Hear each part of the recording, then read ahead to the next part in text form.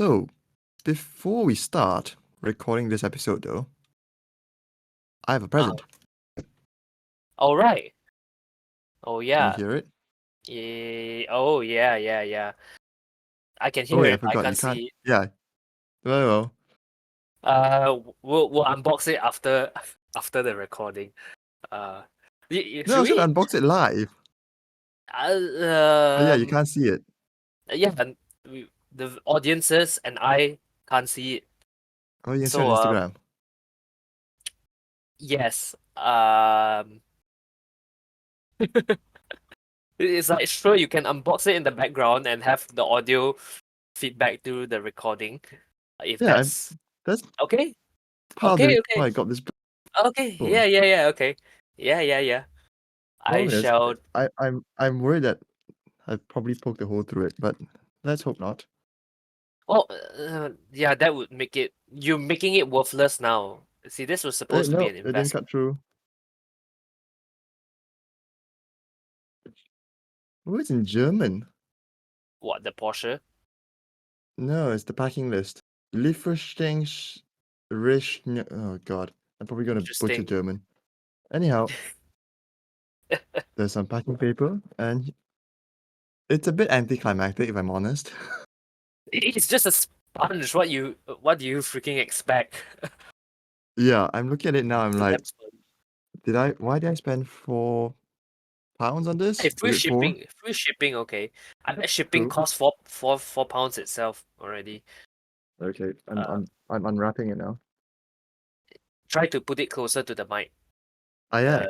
okay. I For our dear viewers, I mean audiences, Listeners. listeners, and don't forget me. Give me the ASMR. We can't see it because we are Yeah. recording this on an audio. Ah, shit. Drop the mic. Oh well, it's a sponge with Porsche indented into it. It's honestly very anticlimactic. Try to describe it in interest using words. Okay, I'm gonna channel my Form 5 descriptive writing essay Yeah. skills. Yeah. It's a grey sponge. It's a grey sponge with Porsche indented into it. That's So about... what's Yeah, the quality it's...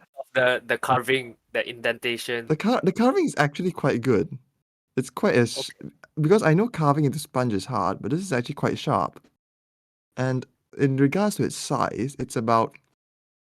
one of those flat tissue boxes that you get if you don't want to buy the thick one? Yeah, the soft boxes. They're not actually boxes, right? No, the box, but you know Oh, the so flatter the one? one. Yeah. The ones they have in UK, only in Yeah. UK. Yeah. Oh yeah, it's actually about the same size as the tissue box that the flat one that I have. So it's about Okay. that, and it's grey and it's rather firm, which is nice. It's Firm. like one of those. It's actually it feels like a pillow. I could sleep on this. It's one of those, the memory foam pillows.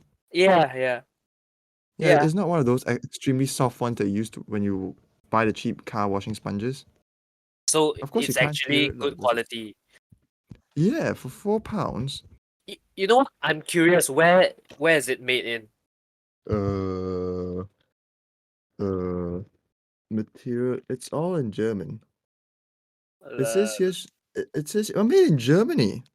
oh, Yeah, we have. It says here Schwarm mit Schwitz, made in Germany. the Porsche Platz 1D70435 Stuttgart. mm. So yeah, I have a Wait, no, German-made sponge. it's made in Porsche factory. I don't know. But, well, if Volkswagen can make sausages, I don't see why Porsche can't make sponges. Okay, I'm just gonna pretend like I didn't hear that, just so to not drag on. Yeah. Um, Okay. Interlude done. yeah, I thought it's gonna this be is the more first slick time than we're that. doing an interlude. Yeah. Yeah. Let me pack away all the mess before it causes more problems. But okay, I think Okay. with the sponge in hand, we shall start on today's topic, which... Wait. Before that, do you want to let your listeners know how to see what the sponge looks like? Oh yeah. Think somewhere. Where should we? We shall post this on Instagram. and it will be there on Instagram. I think you can have a look there. Oh, we'll make it a post. Okay. Yeah, I'll try to do as arty shots as I can. Yeah. With Glorify that sponge. I'm trying to think now, how am I gonna artify a grid? Oh, I'll post some pictures, or else I'll just use the stock Porsche image, I guess. Okay, that works. Okay. Yep, we've got the Okay. sponge in hand. Yeah. It's actually a good armrest. It's a good mouse pad. You know, one of those Oh mouse yeah, it will thingies. be a good Yeah, yeah. So for those out there who need a budget, I don't think it's budget, it's but not budget wrist budget. pad. It's the It's 20. Oh my god, we bought a sponge for 20, more than 20 ringgit. A damn sponge. Yep. It's at least it's made in Germany, and I could say that I've owned something from Porsche, which is more than I could say for. Well, yeah. This is my first Porsche. Mm. Many more to come. Many more sponges to come. Hopefully. Okay, let's actually get into the topic before we drag on any longer. Because we probably spent 15 minutes talking about sponges. Okay. Okay, so Yep. the topic today is.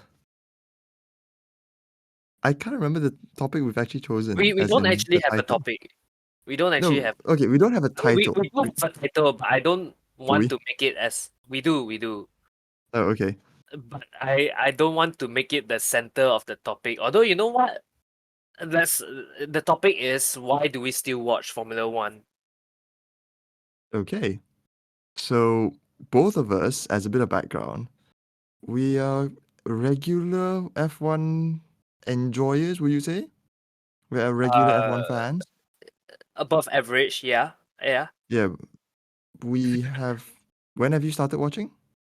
My first memory of F1 was when I think it's in 2003 or 2004 probably, during the Michael Schumacher era, and it's a time where F1 gets broadcasted on national television, TV, TV3, TV1, something like that.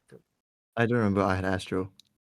Oh, yeah, no, I was the poor kid who didn't have Astro, so national television it was. I think it was during the time where they wanted to promote Formula One in Malaysia, which is the Sepang Grand Prix. More on that later. But yeah, that's the first memory that I had, and I would say I started watching regularly in 2017. Hey, Think 16 same actually. here. Yeah, Oh, yeah, My first memory of F1 was, yeah, Schumacher, Schumi. Then yeah. I think I got into like, I didn't actually follow it that much. I only followed it back again, I think, Hamilton McLaren years, because that was when Autocar, I remember they did when you buy Autocar magazine last time, they also had like an F1 supplement one. Mm, And then I watched Brawn. I remember seeing Button. I was interested in that. yeah. But I really got into it possibly after meeting you. Which is, I think, because of me, I dragged you into Yeah. the bandwagon I with have vivid watching memories of F1. watching free practice during math class in Yeah, college. yeah, yeah. Not advisable, but very interesting. It is It advisable was, because nothing ever happens. yeah, okay, it was more Oh, interesting than class. How about that? yeah, which says a lot. A practice session is more interesting than math class. Uh, Yeah, okay. So, having laid out our background, mm. we also probably have to let everyone know that we are kind of on and off F1 people. I have not watched the last 5 races after Verstappen won in What? Suzuka last year. Oh, okay. I, No, I I've think watched. Go on. go on. I just want to see what the calendar look like in I think it 2022. was 5 races. But I remember after watching Suzuka, I was like, yeah, that's enough for me. I'll just watch the highlights on YouTube. So Suzuka, and then there was Austin, Mexico City, Sao Paulo. Oh, Sao Paulo was a memorable one. That's where George Russell won. Ah, yeah. Honestly, which I I didn't watch didn't that one. watch. Wait, did No. Brazil? Brazil time would. I think I know why I didn't watch Brazil. Because I think it was like, what, 2 a.m. in the morning here? Or some strange I time? think so. Yeah, I think so as well. I think that's one of those odd timings. Because after the European League, the European stage of F1, it gets into the weird American time zones, and you're like, do I really? Is F1 more important than sleep? No. Or does it happen at like midnight? I Or don't know. I would think it happens at night, no? Anyway, I don't actually have a recollection of the series of events that happened in any of the races in 2022, apart from a few. Why am I The Brazilian exposing GP myself starts so at early? 6 6 a.m. in UK time. p.m. Yeah. Why didn't I watch it? 6 p.m. I maybe I did. What was I even doing then? I don't I know. don't know, man. Like we've Okay. got live, Yeah. So not I think yeah. what I'm trying to say here is that unlike the more avid football viewers, I'm comparing this to the football people who Uh, watch every single match and go to stadiums and rah rah rah. We're not that kind of F1 people. uh, no, I would say we And are still above average. and would you say that your interest in F1 has been waning from 5 years ago? Hmm. I wouldn't say from 5 years ago. I would say it has been waning from last year season. Okay. Uh, 2021, I was very engaged. I think I watched almost, if not all, the races that were in 2021. Um, Partly because I had no life. But it was genuinely an interesting season to follow. Did you follow it? Yeah, 2021 I was back in Malaysia. Yeah, I was Oh, you watching. were? I think No, you yeah. weren't. No, I You wasn't. For the first half you were, I think. The first time I was. Yeah, yeah. I know 20 I was here. I was in the UK when Verstappen took his uh championship because I was on a call Stole with the you. championship. Yeah. No, we'll get to that later. Um, okay. Okay. Oh, yeah, I think I have felt like which transitions very nicely to our recap, if we want to call it that way, of the season opener of the Bahrain GP. We Mm. were supposed to record this last week, but both of us had things to do, so we're here to talk No, no, about it. you had things to do. No, Fine, okay. I had things to Okay, do fine. as I well. had things to do. Yeah, I was glad you called it off. okay. So much for work I ethic. called it off because, yeah, initially I think we were supposed to do one of those WTF1 style race roundup and prediction podcasts, but, we got lives. So, Yeah, we got lives. Yeah. Yeah. so recapping the Bahrain GP 2023, we're possibly not going to go through who won and who, well, we could. So, Yeah, it would come up. so There's no Verstappen hype. won. Yeah, Verstappen won, followed by I think Perez. Perez was second, and Yeah, then followed Alonso by third. Alonso. Yeah. And what happened to Ferraris? Sainz fourth, Sainz fourth, Leclerc car broke DNF. down. Yeah. Yep, and then followed by the two Mercedes. And then Yes. Stroll, I think. Yeah. I did you watch the build up towards the race, like the practice, or did you keep up with like the practice sessions and like the No, qualifying leading up? I've You kept up didn't. on Twitter. I didn't So watch it you live. knew what was happening, right? You I knew what was happening coming into the race, mm, but I didn't actually watch like the whole drama mm, with. I think the only drama was Gasly P20. yeah, McLaren was that's it. slow, Yeah, yeah. and that's about all the drama that. Yeah. So to review the season opener as the race, what are your main takeaways from this season objectively for now? Mm, so I did follow a bit of like practice. I mean just watching the highlights and just reading and watching a few videos on it. But I was quite hopeful. I mean, I was pleasantly surprised that Aston Martin was quick. I think from testing we already sort of got an idea that they might be on top of the midfield. But as it stands now, they're better than Mercedes and Ferrari. And I think that's very encouraging for a midfield team to be at that position. I think the gap from Red Bull to everyone else is just too big. So although it's like a bonus, like a small win that Aston Martin somewhat for now is got to the top, well, one of the top few are competing with one of the top few teams. I think the fact that Red Bull is so far ahead wouldn't make this an interesting season. That's what I think. It's business as I usual. I agree with you. I think in terms of what you've said, I think Red Bull is F1, and for Mercedes, Aston Martin, and Ferrari, it's F1.25. Ferrari 1 point, yeah, yeah. could Go ahead. foreseeably compete with Red Bull. Their engine looks quite strong, but Yeah. it's Ferrari, so yeah, in Well, I'm confidence. hoping I'm hoping that Ferrari, Aston Martin, and Mercedes can mount a challenge on Red Bull throughout the season with development work. But Hopefully, but I'm not confident.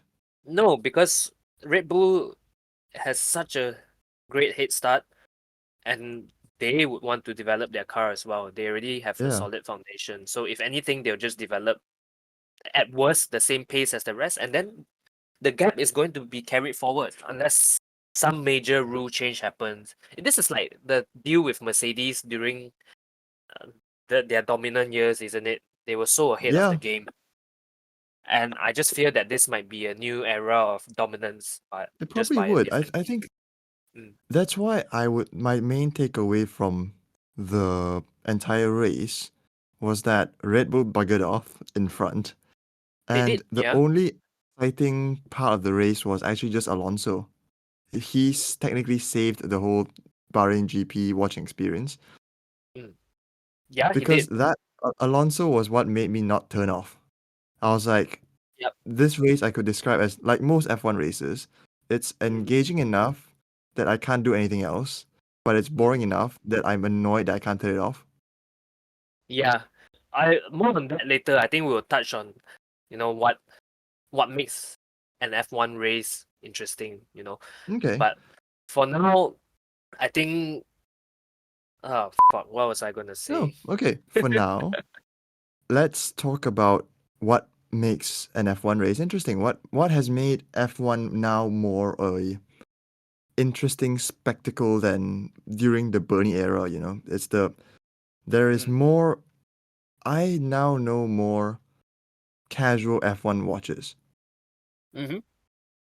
than before. And I think it has to be said that once Liberty Media took over, their marketing push into promoting the sport has worked. Hmm. Yeah. F1 For has been very popular. yeah, I mean, although fundamentally I feel like the sport hasn't changed much. It's just the marketing side of it really doing its job. Yeah, I Um, think having to know the drivers, especially through like Drive to Survive, it has been more of a personality game now. yeah, yeah, agreed. Yeah, I feel like yeah, that's true because before Liberty Media took over, the viewers and fans probably didn't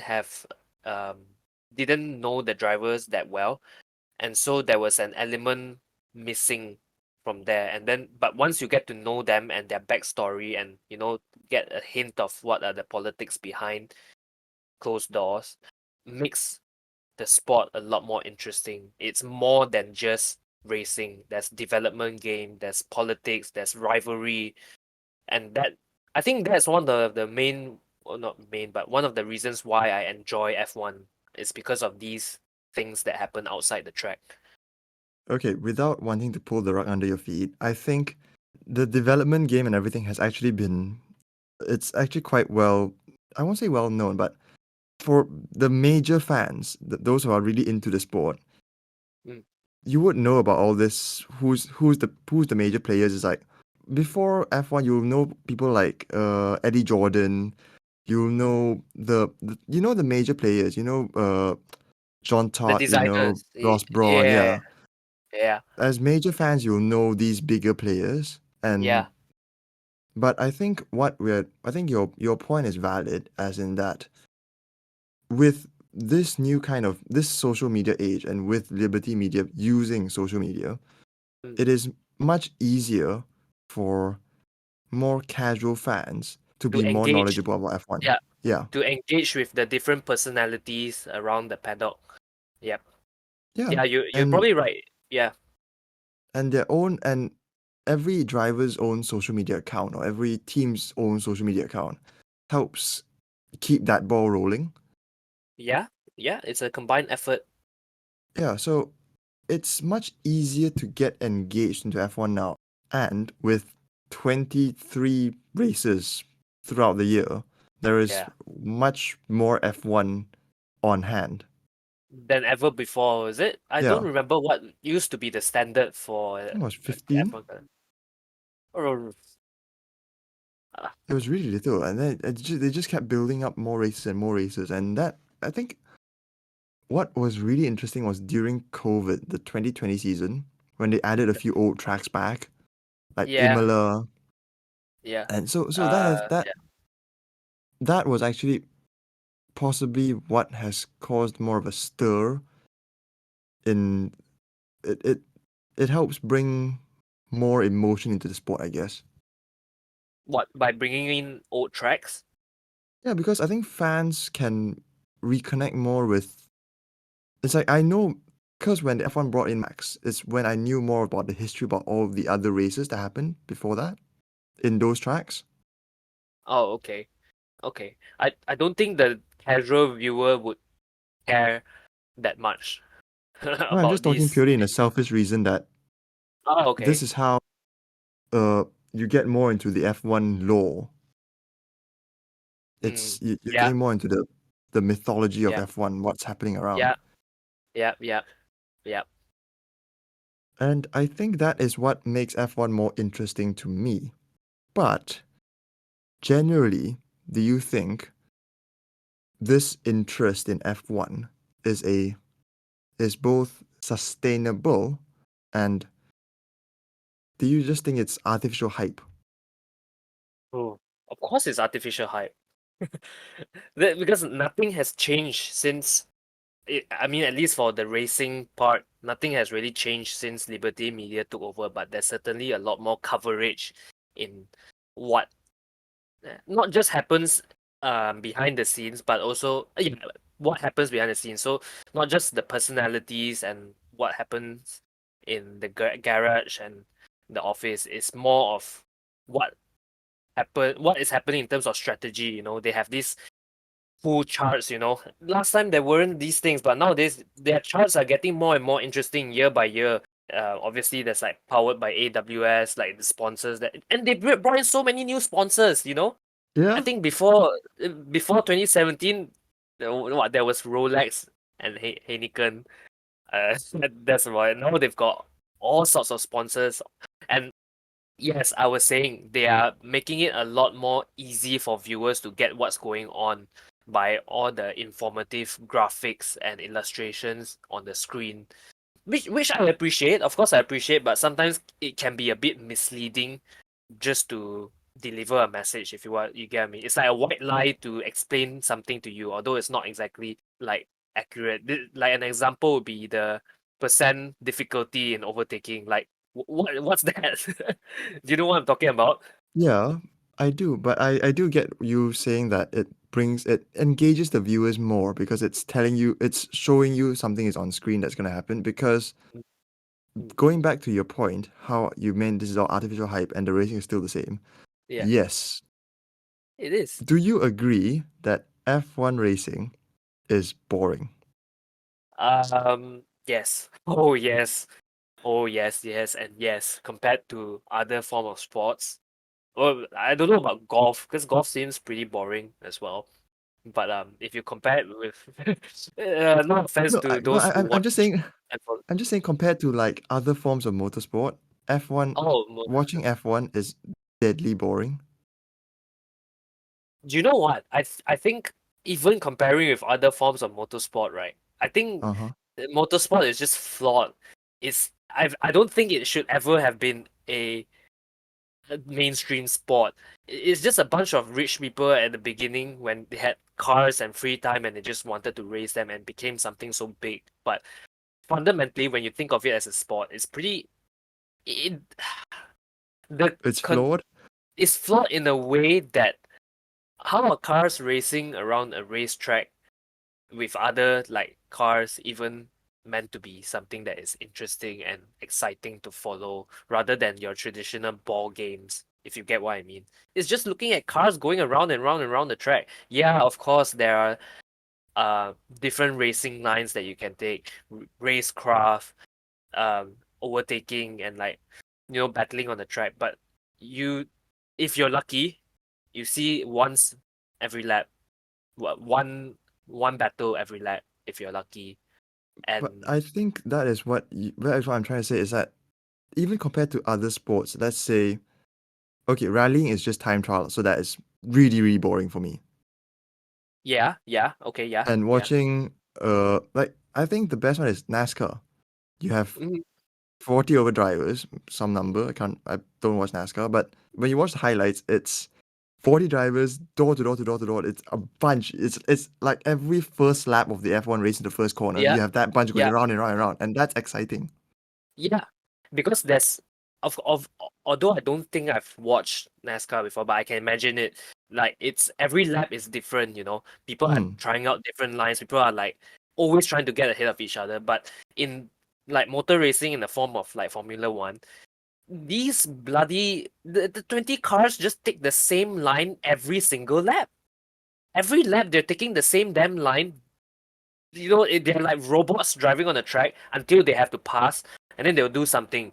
But even then, right, nowadays when we watch on track battles, the way Mm-hmm. that they battle against each other, it's pretty traditional. Like, yeah, you go slow in and then fast out, you try to get a better exit.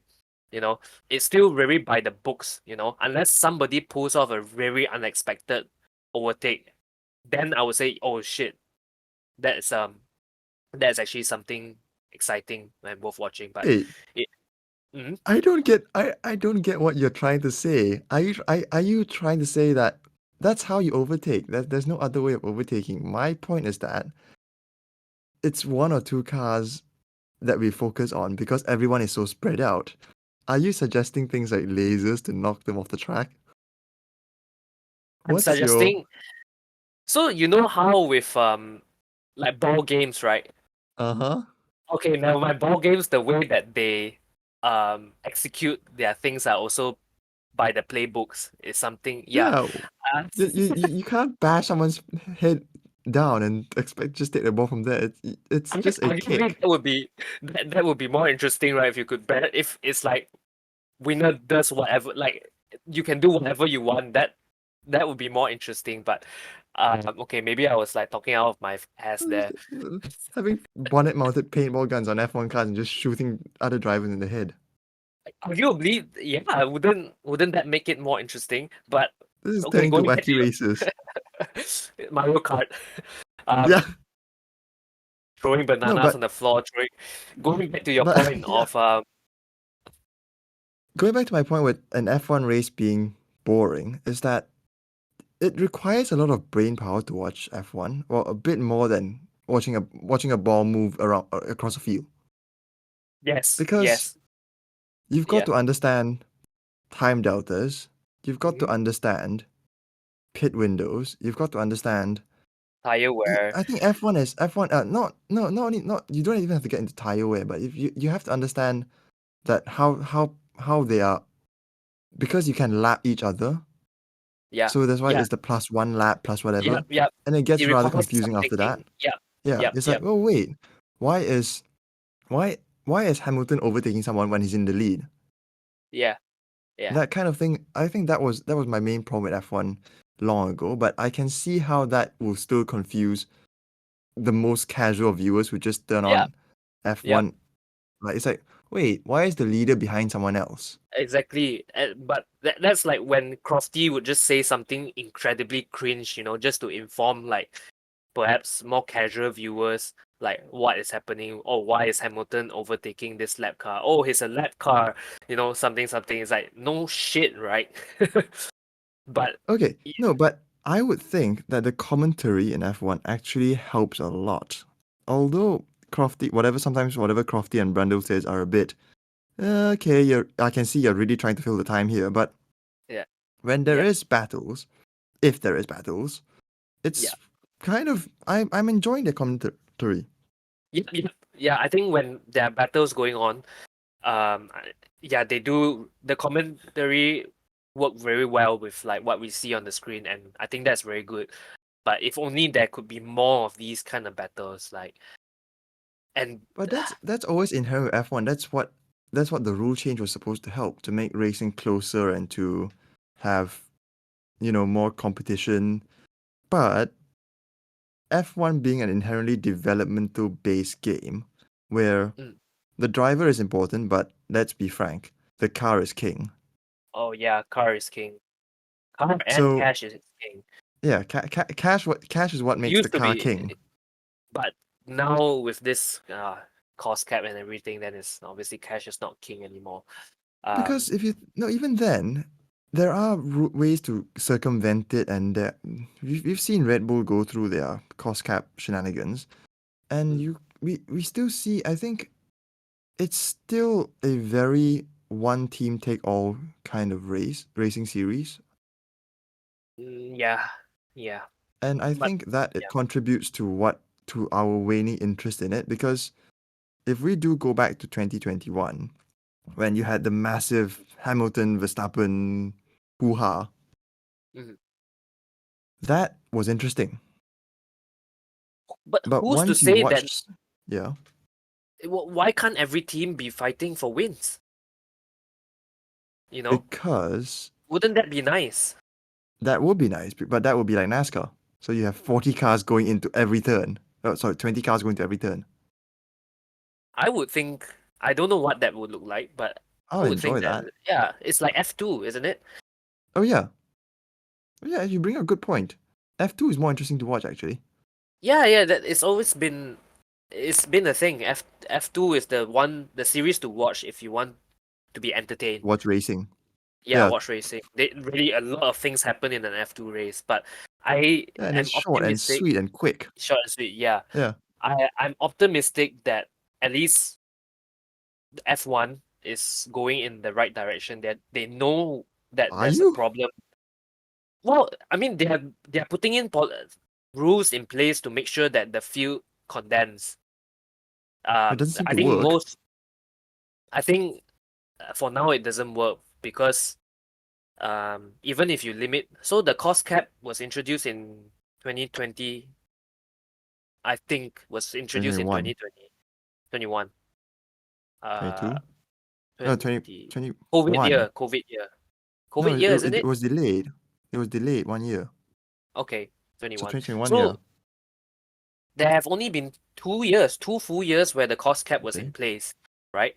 And Mm-hmm. I feel like it would take longer than that for it to see the effects of it because a lot of the teams, the big teams like Mercedes, Ferrari, and Red Bull, have Yeah. already years and years of advantage built up from the amount of money that they spent from a long time ago. And these investment that they made long time ago, they're still reaping the benefits of it. And while now only the smaller teams are finally investing in higher in wind tunnels, for example, and actually being able to spend the same amount on R&D as these big teams. So hopefully over time, I'm hoping that the advantage of the bigger teams that they had the advantage by spending more last time would slowly wane away.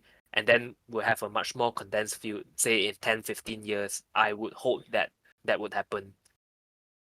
10, 15 years is a long time. Well, do you expect to see the franchise going away in 10, 15 years? No, I don't. I expect it to be more. I expect it to grow actually, but I think that if we're looking at history, and you always see one dominant team because they've just nailed the technical regulations. We've Yep, seen that with Mercedes. We've seen that yep, with Ferrari. We've yep, seen that with Lotus back in the day. yep. Yeah, You see so that with Braun? well, yeah, Braun. But these these are Braun is a very good example of an interesting F1 season. Yeah, It's a good tale. Underdog, won everything, and went away. almost like a fairy tale, right? Yeah, but F1 especially, I think, has very few of these stories. Mm, Having said that, it has been improving. There are now more Yeah. there are more interesting stories in terms of racing these couple of years than a long time ago. Like what? You mean good racing? No, I mean like Netflix worthy episodes, Netflix worthy stories to put into a episode. Such as? Gasly winning the Italian GP. What about? I think last time, like in the past, there's what Pastor Maldonado. Yeah, but that is just him causing chaos. Oh yeah, Pastor Maldonado also He won. won. Finished on the. Did he win? He won. Oh yeah, I forgot. When he jumped up with that photo. Yeah, that motherfucker won. By the way, please beep all the. I think it would be funny if you Oh beep like god. all the times I swear. If you can manage to Yeah, fit that I'll in, I try think it would to be funny. fit a. You're just causing way Yeah, more work if you're gonna have to but upload this throughout the week. that Fine. that motherfucker won, and I think Yes. that is. But so what I'm saying is that throughout the years, there are Netflix worthy stories like that, and I hope that No, there should be no, more. I'm saying that the frequency of Netflix worthy stories are increasing, which is good for a sport. But in general, F1 as a sport to watch is still incredibly dull. Yeah, I mean, looking at the first race, right? I made an effort to tune in and to Stay watch it. awake. Yeah. So I watched the start, hoping there was a interesting start. It was all right. It was mediocre, and then after like 2-3 laps, things just settled down. You know, Yeah. the fact As that they they had to. usually do. Yeah, because why they have to manage their cooling, they have to manage their tires, they have to manage this and that. It's like, come on, we just want to let it's imagine like racing horses, right? And like they have to Hmm. manage like God knows what. If you go out, you race all out, but obviously that's not how machine works. No, So but even in horse racing, it's mhm, close. mhm. You don't know who would win until the final furlong, the Yeah, final yeah, bit. Just because exactly. they're all together for the most part. Yeah, yeah. So wow, now we're comparing F1 to horse racing. Um, No, but okay, see, they're yeah, both things that move on a track. yeah, But yeah, yeah. F1 is the only sport where there is a big gulf. And Well, that's the sport. It's the pinnacle of motorsport, but the racing is actually the most tedious to watch. yeah, which says a lot on what drives the world, right? It's not the most N- interesting thing to watch, but somehow it's And the in biggest. a very interesting segue, we shall move on to saying that this is actually tedious to watch on TV. Imagine watching it live. Oh, well, live you watch it on TV as well, isn't it? Yeah, No, I as mean in, that's a flaw. no, I was trying to bring us on to our next topic, saying that what is our experience attending a Grand Prix? Yeah, yeah, yeah. I'm saying that it's the fact that you when you are watching a live Grand Prix, Uh-huh. the most of the time you'll be looking at the TV screen Oh, true. at Yeah, agreed. inside the track rather than looking at what actually is happening in front of your eyes, your raw eyes. I think Yeah, that is very silly, you know. It shows how flawed the sport is, you know. But because yeah, go ahead. okay, I think you should give a bit of background on which Grand Prix we both attended. Oh, okay. Surprise, surprise. We attended the Sepang Grand Prix in 2017. I don't think the highlight of it was like the racing that I witnessed in front of my eyes. Although it was good racing, um, I think it's more on just experiencing what an F1 race is like, looking at these cars like in real life, hearing them in real life is different. I But do agree. Okay, let me just give a bit more background from this yeah, Sepang race to those who yeah, have yeah, not. yeah, This was the last Grand Prix to date in Malaysia, and it was billed as one of the most. There was supposed to be like a big send off. I think it felt like that anyway, yeah, yeah, because it yeah, wasn't going to be renewed into the calendar, yeah.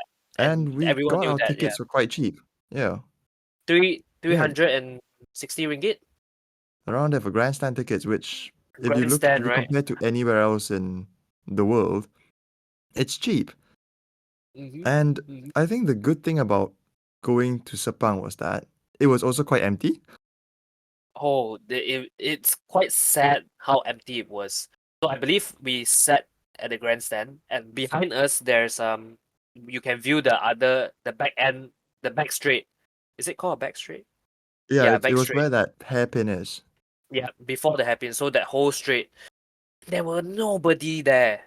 Not Yeah, nobody, but like there were barely anyone sitting there, and I thought that was quite concern. I mean, that's the reason why they're not renewing the contract anymore. true. Um, on top of that, the 200,000 fine that was given to them for fucking up. Oh, please, for fucking up the Whatever. drain. Ah, yeah, goes That on. caused us to spin out. Yep. Okay, so Shows. Yeah. now, do you remember what happened during the race? Yeah. Yeah. Oh, okay. I do. I do. I I don't. mean, vaguely, vaguely.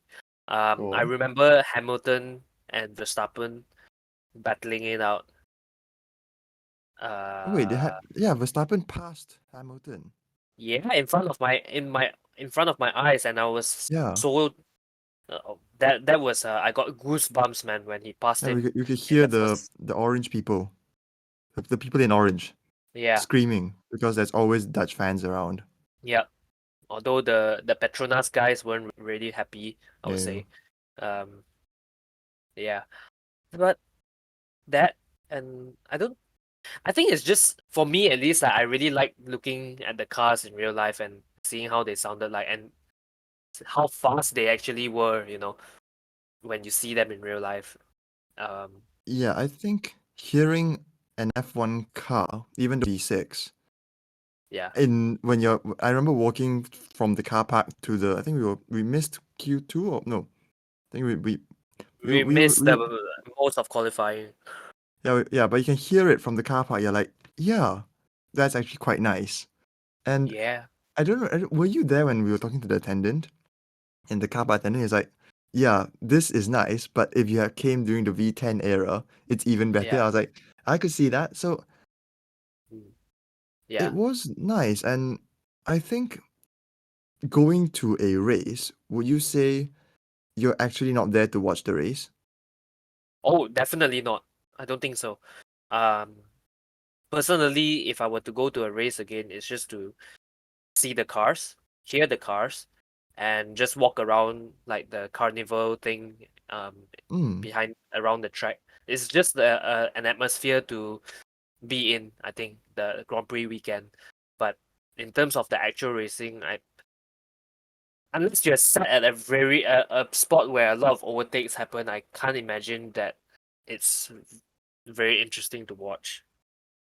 Yeah, I think I agree with you because I think with the freedom we had, because it was so empty, we actually Mm. saw multiple views of the track because we Yeah, walked around. We didn't stay at the yeah, grandstand. And yeah, that kind of improved the experience. yep, And let's be honest, Sepang is a good track. yep. It is a good track. It is a good Yeah, track. so I remember quite a lot of action. I don't know why. But Oh, we got to like you see said, yeah. um Vettel sitting on Oh yeah, Wehrlein's Wayline. Sauber. Yeah, Yeah, that was good. yeah, yeah. Because was it Banging Stroll into who him. Yeah. caused the crash or something like that? I feel like I No, the saw cool that down in lap. real life. Yeah, the cooldown. I Yeah. think I saw that. I vaguely remember seeing him crash into Vettel. I think So I think we saw it on the TV, but yeah, we saw him pulling in on Wayline's car. yeah, I think I think it would be nice to also witness a crash though, like in front of you. I think that would be Yeah, it is spectacular. excitement. Yeah, yeah though. Um, but yeah, it's almost like I couldn't believe I was actually seeing the real thing. And that's why I think that once in a lifetime is enough, or at least several times over like a long span. It's more of Yeah, like an experience. it's not like a regular football game where where you really go for every game. You just sit at the grandstand and cheer. It's just that Yeah, you go there not for the game. You go there for. I know I had fun playing with the pit stop challenge, yeah, and yeah. we had fun It's looking at. cars around and meeting. I remember climbing onto the pit fence, shouting Yeah. Toto. Yeah. And then Nicky Lauda, the he Oh was like, yeah. I was like, oh his ears. Oh God. I don't know whether we should censor that or not, but if I do, No, okay. it's a fact. It's a fact. True. Yeah, but oh, and we got to see Najib on stage. Did we? I don't remember Yeah, this. he gave the prize. He was at the prize giving ceremony. We got to see Najib. We got to see. This is only because we got to sit at the grandstand. If we were to, for example, go to Silverstone Grand Prix, and we Yeah. obviously wouldn't be able to afford the grandstand tickets. Most Nope. likely, will not be even able to see the drivers not in the car. But whereas when they were lining up at the starting grid, you could see them. You could see even Martin Brundle, with his microphone going around, and Yeah. it's very surreal seeing that in real life as opposed to like regularly watching it on the TV. I'm just trying to bring up pictures of the race, and yeah, I see there's a lot of. I think I enjoyed it the most when we had the track walk after that. After the race, we went down to the track Yeah, yeah, somehow. yeah, yeah, I think that was yeah, one of the best parts of the race. yeah. Were we allowed to go to the? We were only allowed down to the track after the prize giving ceremony, I think, when everything Yes. was And like I wrapping don't up. think actually we were actually allowed to go into the track. We just went down. I'm sure they opened Because the. everyone else did. Yeah, so we just Yeah, followed the crowd. yeah, and then there were like these massive like DRS boards, 100-meter boards. Like you see them Yeah, on that TV, people you took. think they're small. Yeah, but they were huge, man. These boards. Yeah. Yeah, such a shame I didn't think manage to pick up we did. some rubber. You did. Rubber? Yeah. Oh, I don't suppose I. No, I don't think I kept it. I don't know, but I'm pretty sure you did. Now this is a very memories playing trick on me, but I'm sure you did. But yeah, it's like these things. I think it's nice to experience it. So, for those who are fans of Formula One and have never watched an F1 race live, I urge you to go. Although I must say they're very expensive, and we got lucky because we got them tickets for dirt cheap. I think would you say that I would not go to another race live unless there is a really good event, like Even as either in the after party or, you know, I'm more interested in what's happening around the around it. race Yeah, yeah. than actually going to a race. So I think the races I would be interested in going to is all the American ones Oh, like Vegas, because not really Vegas because I think Vegas will be too expensive. I don't have enough Miami. money to. I was thinking Kota, Austin. Oh, okay. What do you think there will be over there? Like, No, it's just that I know they have a roller coaster on track, and I think the Americans, especially in Austin, they can throw a good event. mm, mm, Or I would like to go to like Suzuka because I know the Japanese. quirky. Yeah, I want to see the F1 hats. You know that the Yeah. spoiler hats, Yep. Yep. and I trust the Japanese to throw an organized race. Yeah. Yeah. I wouldn't go to the Yeah. anyone in Italy because although the mecca of speed, but Italian organization, I've heard enough horror Yeah. stories. Best to stay away. Would you go to Singapore? I mean, if it was free, yeah. If it was free, we'd Okay. go to every race. Yes, if it was free, we'd go to every race, definitely. But because Big race, yeah, Singapore, yeah, I would. it's a street race though, and I don't Oh, think right. there is. I know Singapore has a good concert because of the concerts that they often throw after the race, the post-race concerts are bands that I Mm-hmm. usually like. Mm-hmm. Yeah. But Yeah. because it's a street race, I don't see myself actually going to watch the race. As in, I've seen photos of people who were at the last Singapore GP, and I remember it was wet, and it didn't look fun. Oh. Yeah. Uh, I guess for the race to be hosted on the streets, right, does take away some of the element or excitement around like racing. from a viewer's perspective, because like you see the streets every day, right? In Singapore, you could walk on them streets Mm-hmm. for all you like on a normal day, but it would be nicer, in my opinion, to see cars race on proper tracks, big wide tracks, with a proper everything as how it's supposed to be. But that being said, it's still a different experience. And like I said, if it's free, sign me up. I think you've hit upon a good point because I was gonna bring up Monaco. Oh, that you have to go. That is not because of the racing, but it's just the atmosphere. Yeah, I think Monaco is one of those bucket list F1 tracks that you yeah, just go to say indeed. you've been to the Monaco GP Yeah. because the race in Monaco is just a DRS train. There, how many overtakes were there in Monaco last year? Three, I think. Some absurdly no Don't number, I'm sure. I don't even think I watched it. I Oh think no, I, Perez won. Perez won. Yeah. yeah, I think I Did did. I vaguely remember, but okay, Yeah, because yes. I think yeah, Monaco I watched qualifying because I remember that crash, Perez crashed. I think that's how he Mm, maintained his pole. nope, nope. That was year before. Was it? Uh, Perez crashed and he maintained his lead Or in was it front Sainz who of. crashed? The, the, Or was it Leclerc who you know crashed? what? Don't matter. Anyhow, What was the yes. point again? Yeah.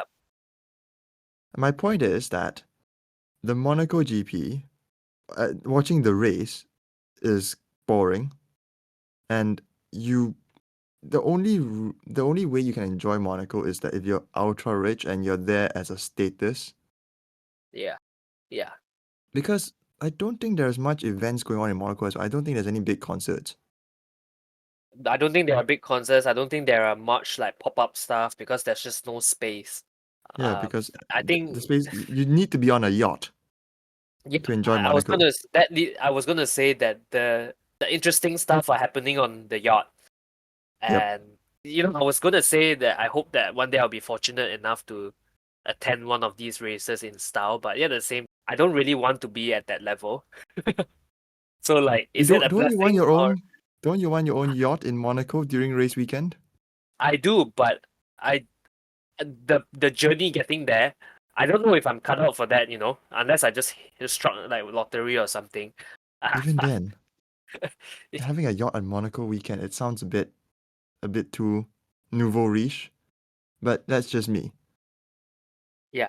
It So would be interesting though. And if we are actually going to continue our seamless transitions from interesting, is that what makes an interesting F1 season? I think this gets back to our topic from before. What has caused our excitement to actually wane from 2022? mm, I don't ask for much, but a good title fight. That's the bare minimum, I think. A But good title that fight being is, said, yeah, that being said, intra-team or inter-team? uh, it has to be a rivalry. But Okay. I was just thinking, actually, is the title even such a big deal in the grand scheme of things? That's what I wanted to ask. If people weren't fighting for titles, but races are still unpredictable. Um, no, if it's unpredictable, then people will be fighting for titles. It's when Yeah, people are not fighting for titles, that's when it becomes predictable. So yes, yes, it's important to have rivalry and like competition, strong competition, as in any sport, isn't it? For it to be interesting and unpredictable. So I would say yes, that I'm not title sure. is important. Okay, why? No, I'm just thinking like football. Mhm. Today, okay, this is because okay, yeah, I think I agree with you. The title fight is important. I'm just trying to think of a way where the title fight is not important, but the racing is interesting. But it's not because generally with the TV direction it is as it is, you always focus on who's number one. Yeah, yeah, Although let's say the midfield battle is interesting, yeah, yeah. as interesting as the midfield battle is, Nobody it's cares. still not good enough to Yeah, yeah. people care about who's going to win, who takes all. And as interesting as the midfield battle has been for the past since I started watching regularly in 2016, as interesting as that is, I wouldn't say It's it's still a midfield very battle, yeah. yeah, it's not very impactful. So you still need a good title fight for a good F1 season. That's what I think. Yeah, I think that is a very good point. Because I can't think of any other way to make me interested in the season. You got to yeah, Season, yeah. you We're got to talking have about the a season, yeah. Rivalries it, and it's competition, it's either tension. that or there's a good storyline. It's like the bronze season, lah, an underdog winning. But you can only have So that so it, that yeah, you on can a only race by have race that so basis. much, yeah. Yeah. Like And if let's say coming from to the Saudi Arabia Grand Prix and Aston Martin is top of the charts for the next 20 other races, I think that will be interesting okay. because Uh, that is something fresh. I think it be needs to be careful something what you wish fresh. for. Be careful what you wish for. I'm just No, no, saying. no. I'm just saying that if Aston Martin takes this year, it's something fresh because we've seen Red Bull do it all last year already. But with Aston doing it this Yeah. year, it's something fresh. And next year, if they do it again, I'll get bored. Well, I'll disagree with that. I think no matter even if it's say Aston Martin walks away with this year's championship, I don't think Mm-hmm. the way like how Red Bull did it last year, I personally think it will be no different in terms of no different in terms of like the how interesting it is because I remember last year Ferrari had a good start, remember? Oh yeah, They Leclerc, did have a yeah. good start. And like Mm. Ferrari, right? They were doing so poorly the year before, and then suddenly they're like on top again. And I think they won like the first two races, and it I think seemed like so. they were at least to me at that time. I certainly thought that they were just gonna walk away with it, really, with Max Verstappen so far behind, and I was actually losing interest already then, you know. And then obviously Yeah. the Red Bull took over. So I don't think I think I'll prefer having a strong competition rather than the story element of it. Because yeah, if Aston Martin wins this year and walks away with it, it would be more interesting than Red Bull doing it. But it's still not that interesting, if Yeah, I'm being honest. I'm warming towards your point. But I Mm. think having just two people fight, it will get a bit it's like boxing. I think it was 2012 when they had like five different people who could win the championship and then Vettel eventually won it. But yeah. That Yeah, so I but think but that gets back to F1 being a more of a development race where we need more teams in that F1 slot and not the F1.25 or the F1.5 slot. yeah, hopefully. Nah, I'm not optimistic. No. Nah, I'm not But optimistic.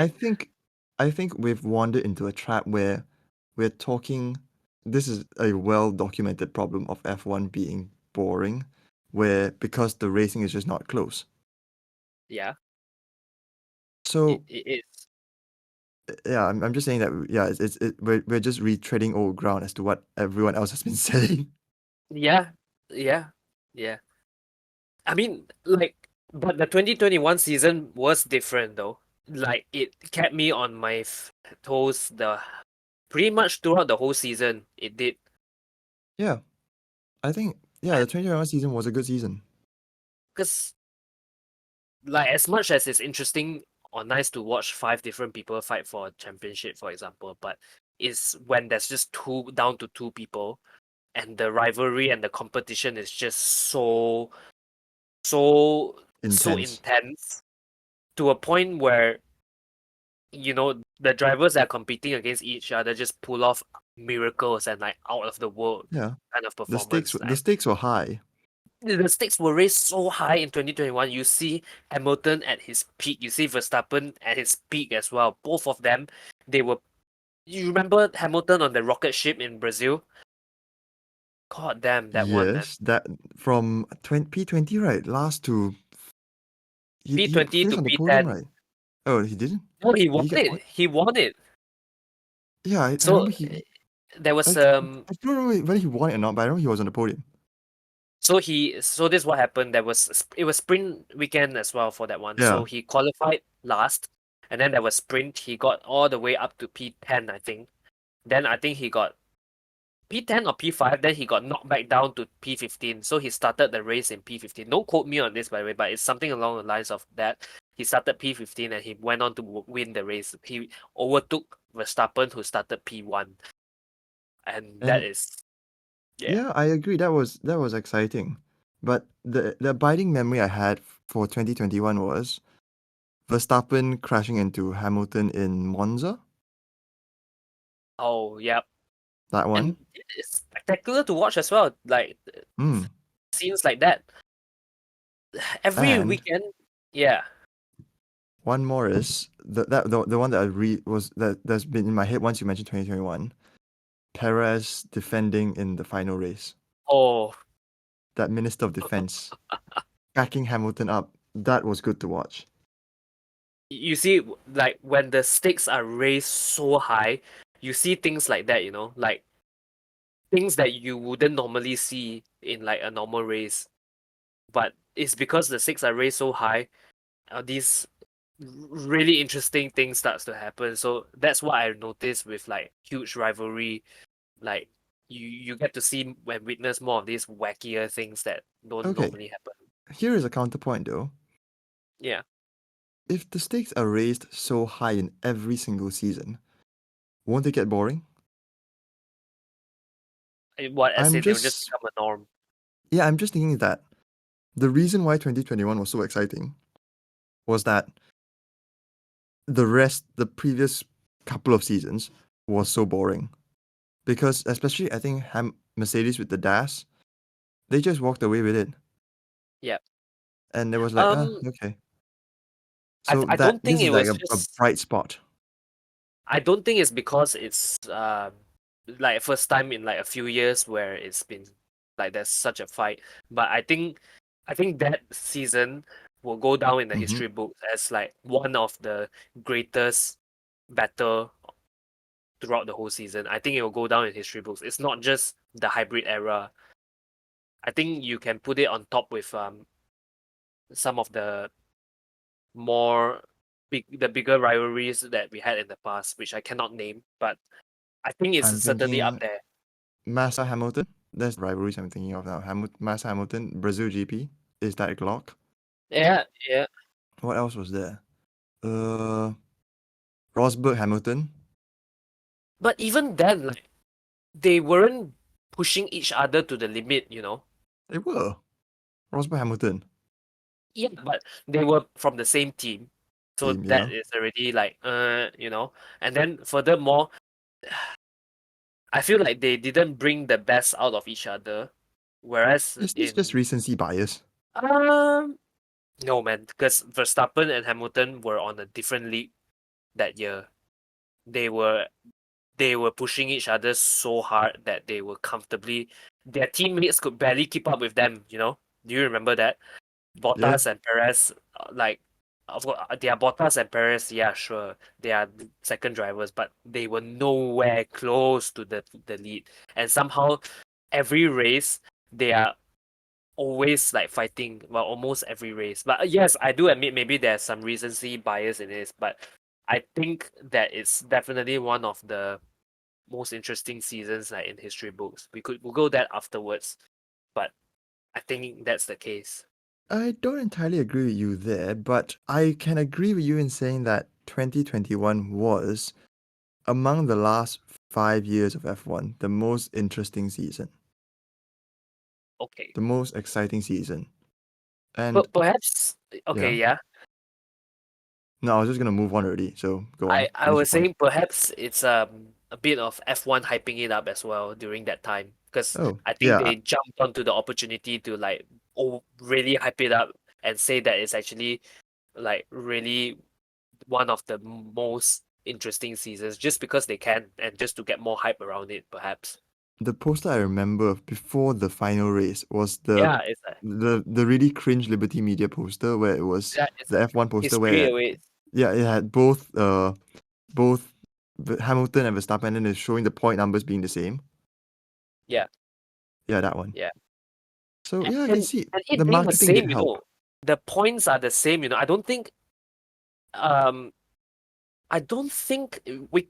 I'm really curious, but I'm just wondering if there were any seasons before this where like they go neck and neck. with the same amount of points going into the last race. I'm not sure, and winner literally takes all. I'm not sure if like there has been such a case before. I 2012, don't think there Abu was. Dhabi, the With race who? with Vettel and don't quote me on this. Vettel won with I think Kimi, Hamilton, Alonso, Weber. it's just Fernando Alonso at 278 points. Vettel at 281. Alonso then. Was Alonso at Ferrari? Yeah. Yeah, I think that was 2012, right?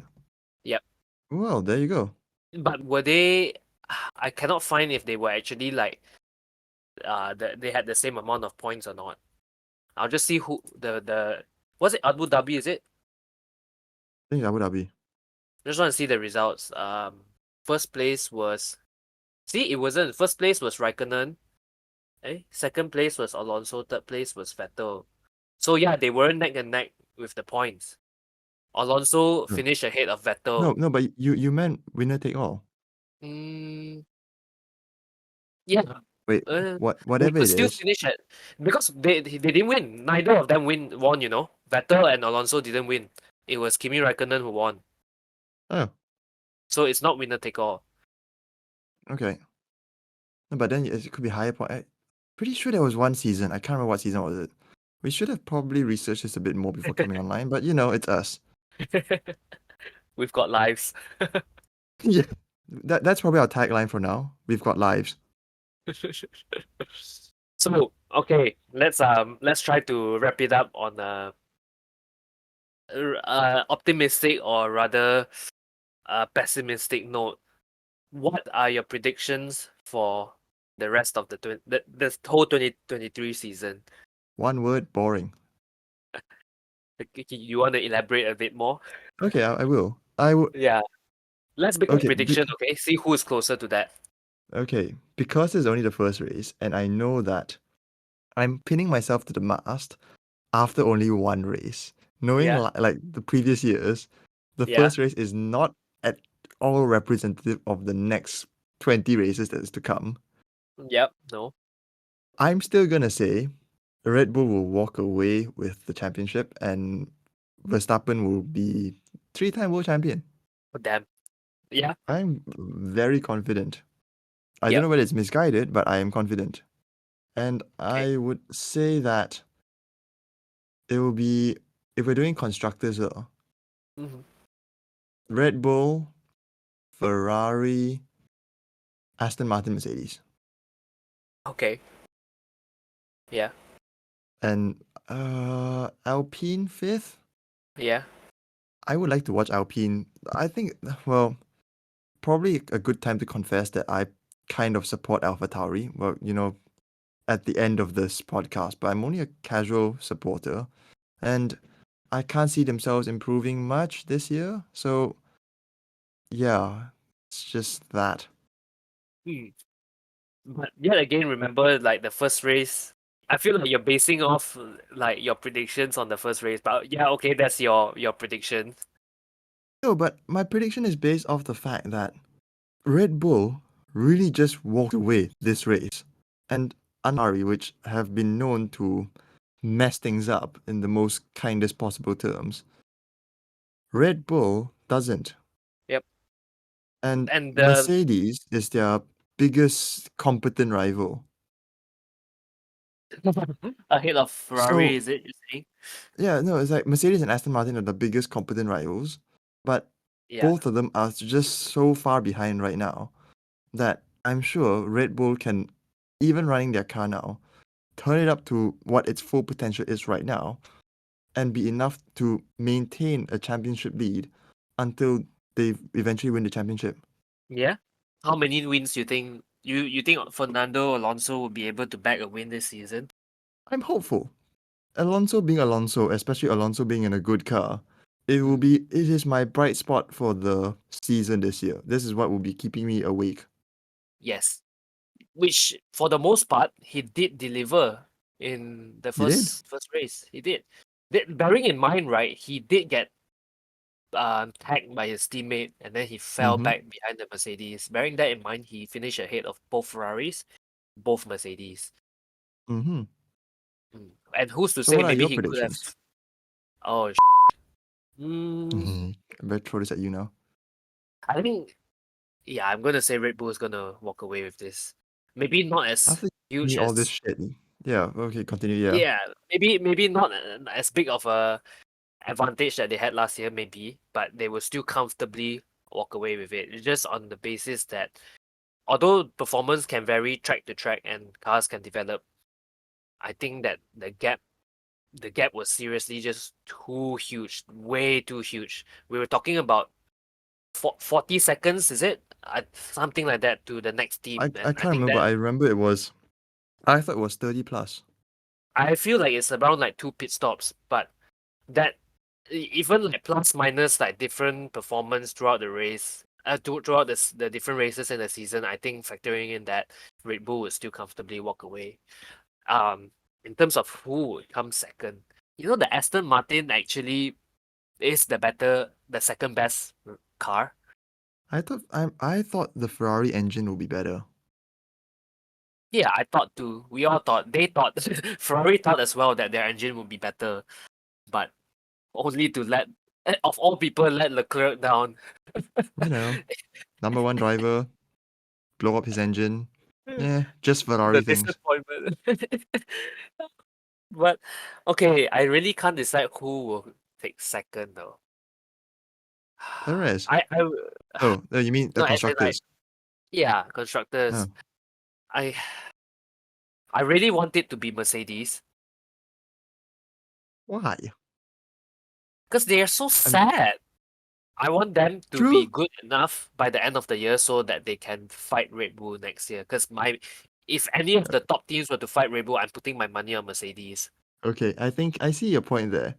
It's kind of funny because the other good thing about F1 is that if you follow the subreddit, that's where you get the drama. That's where I feel the most discussion. It keeps the F1 spirit alive going to that subreddit because you just see random shit talking. But they were Yeah, mentioning that Mercedes hasn't been putting up their race debriefs and everything. It's just like, yeah, Mercedes is in a suckish position right now. So yeah, I can see that a strong Mercedes will put up a good fight with Red yeah, Bull and title yeah. fight number two. Mm.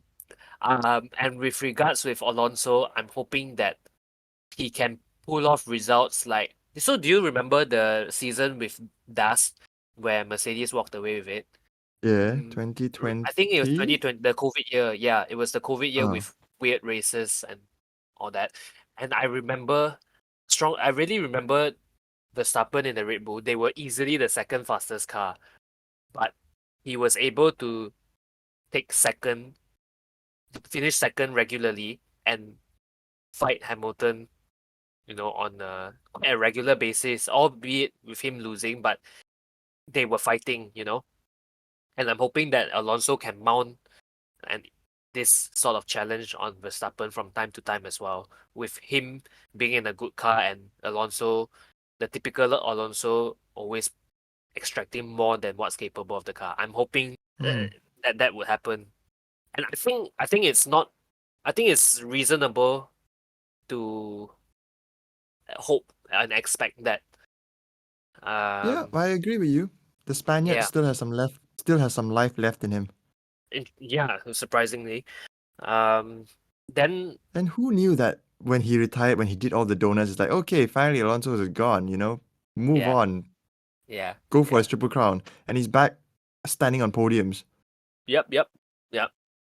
Yep. At that time, it seemed like all hope is lost. You know what? I think I want Vettel to come back when Audi comes to the sport. I think that would be an Ooh, interesting one. that would Yeah, be interesting. yeah, I think, yeah. come back as a driver or as a team principal. It has to be a driver, right? I think he'll be quite good as a team principal or as someone in the pit wall. Like But it he's could a be a louder racer. type figure. But I think that would be like years and years in the future, like when they're all Sure, old and or just or he, I think Vettel will be better in the pits. Like he needs to be the person that talks to on like what Christian Horner is doing now with in the pit commentary. talking to Crofty during the race. He's like, oh yeah, our cars are fine and everything. Yeah. To hear Vettel on that is actually, I would prefer him more in that position. Okay. Okay. Well, I want to see him in a good car again. But nah, actually, you know what? Vettel sucks. Nah, I take issue with that. Uh, Maybe because I'm his human side has been more interesting than his racing. yeah, and Especially that his is last year when he couldn't give any more yeah, fucks. yeah, That was just fantastic to watch. yeah. But I would put him on the same level as Alonso. I wouldn't say he's better than Alonso. He's not, Um, but Alonso's a very high bar. this person that you're talking about has 4 championships, Yeah, right?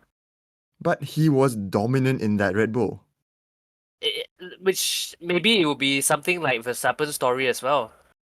They will be Most dominant for probably. 4 years in a row, and then Mercedes or one of the teams lah, they're just gonna smack Red Bull in the ass like in a few years. Yeah, once you change the, I'm sure with the new guidelines in 2026, that will change everything again. Yeah, and then Who knows? Verstappen will go to Ferrari or go to Mercedes, That would be so fun. and then he's gonna waste his career like what Vettel did, and then Uh, because I think I didn't watch like the seasons where Vettel was dominating, but I'm pretty sure they all thought that he was some kind of god because he was they so did. dominant. Yeah, but look at him, in his like years in Ferrari, he was sloppy. Spinning. He Yeah, was. so maybe Verstappen is built different, or maybe he's just another, you know. No, but this comes back to the point of the Yeah. car being more important than the driver in F1. And this is why Yes. if you put Yes. all 20 drivers into the same car, that would be interesting. And Well, that would be a watch more, F2 then. yeah, no, but even F2, yeah, that would be a more driver focused sport. But because F1 is the pinnacle of motorsport, it needs to be a development sport. So you can't have this. It's a paradox. Yep, it You is. Yeah. F1 will never, the race will never be interesting, Yeah. It is just or how it the cannot be nature is. sustained. Yeah, Yeah. Because that's the whole foundation that the Formula One is built on. Is like develop um rivalries not in only in the drivers but like between car manufacturers, right? There's a rivalry yeah. there So as well. I think to sum it up, to wrap it up, why do we still watch F1? Okay. Let's finish it on this, okay? Uh well, to be fair, I don't. True. Okay. For the past half like the I would say I was pretty absent 80% of the time last year for the season. So I would say that no, I don't I don't watch F1 anymore, but I'm still interested enough to keep up on what's happening. And that is the amount of time that I'm willing to spend on F1, just knowing what's happening. Until something interesting or something is worth looking into or like worth watching, then I will do it. But if not, no, I don't watch F1 anymore to sum Yeah. it all. Okay. I agree with your point entirely. Why do we watch F1? We don't. We don't. Because uh, okay, as a bit of a elaboration on that, Yeah. I still would watch it. I'll put it on the background. I think that's to say we don't makes it sound like we really don't watch F1, but if it's on and if I'm not doing anything and it's a Sunday and I'll still put it on in the Agreed, background. agreed. Just because why not, right? I Mm. I wouldn't be very invested in it, even though it's right in front of me. I would probably be on my phone half the time. Oh yeah, I was looking at various other things while this F1 was just playing in the background. And there are things like I would still keep up with things on like whatever that's tweeted, and I will still Yeah, keep up with the news. And like I mentioned before, like I alluded to before, the F1 subreddit community actually helps sustain yeah, interest in this sport because of the just the drama, the excitement, the community. Yeah, yeah. But we are not very. We have. Would you say we've downgraded ourselves from F1 fanatics to casual F1 viewers? Oh, there's Maybe no shame halfway in there. that. Yeah, I There's know. really no shame in that. I just pity I the know. fools who still watch it religiously. Okay, that's a bit incendiary, but I agree. Yeah, I don't think it's. I think especially it's one of those sports where you really need a group to watch it with if you're really gonna watch it religiously. yeah. Like Because have a even in fantasy league or something. the fantasy league would be fun, and I think they do that on the official F1 site or something like that. But Yeah, they do. Yeah, I think like even in the 2017 era, 2018 era, the only reason why we watched most of the races is because either of us were watching at either of our paces. yeah, yeah. And we would, just like chat at the side. We Yeah, wouldn't and be most of like, the time we were drinking and yeah. yeah. So it's an activity to do with people, sure, and it's an activity to pass time as well to put something in the background. Yeah. But I can't imagine anyone would be too glued to their TV while they're watching a race. I don't think so, unless it's like Verstappen versus Hamilton. Even Even when then, it's it's only a Verstappen, couple of corners. I was gonna say that like even then it's just like a couple of laps because they all have their own strategy. You know, Yeah. yeah, of course, like you can see them chasing each other, but for the most part, you could just leave it in the background, and just watch the few laps that matters. So You know, this reminds me of the using the Bahrain GP as an example. It was Tsunoda versus Albon for yeah, P10. yeah, For yeah, the last 10 laps, I was literally just watching two numbers on screen showing plus 1 point something seconds. And yeah. that is really what F1 is. You're just watching numbers, Do you know see what? how close This they are. and I think And how like are we excited by that? I think it could be more exciting if you are a SkyQ customer. Oh God. You know Oh, how so you cost press the red button and you press the red button, you have two screens. One is Albon screen, and one is because I think partly to blame why the races are like not as interesting as they could be or appear to be is because of mhm, the not commentators, but like how they the choose TV to only direction. show, yeah, the TV Yeah. direction only showing like the front when the front is always boring. But actually, in reality, throughout the race, there are so many good battles with like people scrapping around at the back. And if you are a SkyQ customer and if you press the red button, you can watch, for example, Yuki Tsunoda versus Albon on board, and I think that will be cool. Okay, so if Sky anyone wants to Sports sponsor us sponsor a me. Yep, SkyQ subscription, that would be nice. a Sky But Sport. Yep, a Sky Sports annual subscription. Thank you. the problem is, it's not cheap. Oh no, it's not. I think it's like 20 a month Yeah. for Sky Sports. Yeah, and I don't think I'm willing to pay that much for F1. £20. Although I think it's cheap in Malaysia if you subscribe as part of the Astro package. One of those packages is actually somewhat Cheaper. affordable. But I wouldn't say it's affordable for Malaysians also. I'm only saying it's affordable because I'm working here and I'm converting, but no, it's expensive. I mean, as with any subscription to watching sports on television, okay? You know, this has inadvertently given away how we watch F1. Oh, well, But sue us. let's just say, oh God, let me just try to cover my ass and say, yeah, we watch it in the pub legally. Yeah, Yeah, yeah, yeah. we go to the pub every weekend. We watch it legally. Yep, yep, that's true. Okay, so we have kind of went around saying that, yeah, we are F1 fans, but now we're just like, yeah, we watch it occasionally in the background because, in all honesty, it is boring. Yeah, but don't get me wrong, we are still fans. It's just Yeah, that we have lives. yeah. Oh, I think I enjoy F1 more as a going onto that live Reddit thread where other people just hype it up. Like th- it's watching F1 is good if you have the Twitter thread open or the Reddit thread open, so that's additional commentary going on, or Yeah, the live yeah, chat or whatever. But yeah. watching it as a sport is just nah. Unless you are a SkyQ customer. I really want to try this out. I don't think You it know, makes a difference. I feel personally, I feel that the viewing experience will be much better. I don't want to give away how I watch F1, but sometimes in the pub, right?